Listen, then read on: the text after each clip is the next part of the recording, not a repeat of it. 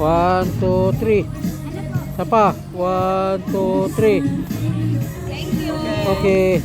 Alright. Alright. Okay. Okay, ingat.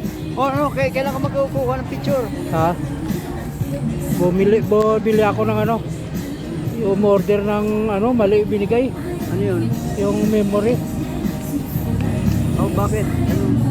Buti yung binigay sa amin. Sa Shopee kami nag-order ng anak ko. Bote? Buti ang laman.